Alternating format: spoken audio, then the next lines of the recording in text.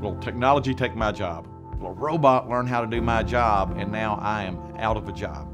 Manufacturing has experienced a dramatic transformation in technology over the last 20 years. Today we have extensive robotic systems, programmable controls, we have visioning systems, we're moving into 3D printing. The prices on, say, the machines that we buy with automated robotic systems have been coming down over the past few years. The more they come down, the more they're going to get adopted.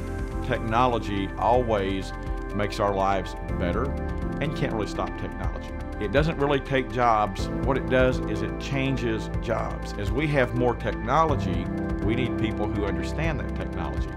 If we have more robots, we need more people who understand robots, understand how to operate robots, understand how to repair robots, understand how to program robots. Now, I'm not worried too much about technology replacing humans, because I see a need for what we do. The robot's not going to know how to machine that part. It's going to tell it to me. A sculptor takes a block of stone and chisels until it creates a shape.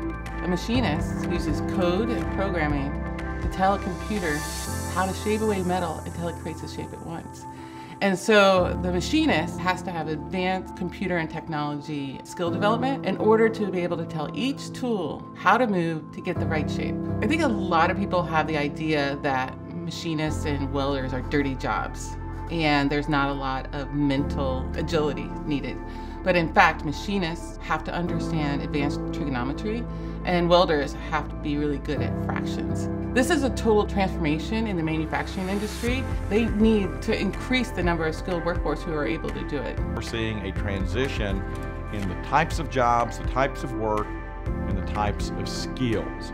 Now, what that may drive is that need to learn again. I would recommend that anyone always work to continue to upgrade their skills. Many companies offer tuition reimbursement. If your company does, take advantage of that. You may have to invest a few personal hours to do that, but the payback will be fantastic. Employers in the manufacturing industry are really struggling to find individuals who have the advanced technology training that's needed and who have the responsibility, the work ethic to stay with their organization.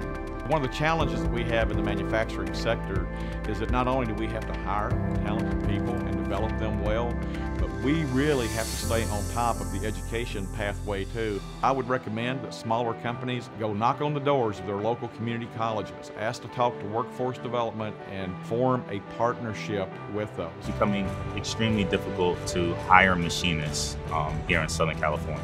All of our competition has left the state. It's just becoming a craft that's hard to find here in San Diego. And the Workshop of Warriors was just happened to be there.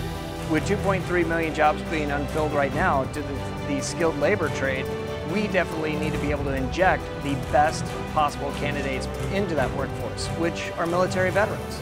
Honestly, we were scared at first of hiring someone who's just learned how to machine in 4 months, but they excelled rapidly, kind of what the military does anyway. They learn a lot in a short period of time, and they use those skills and they expand greatly, and that's what they've done at Solar Turbines. There will always be work.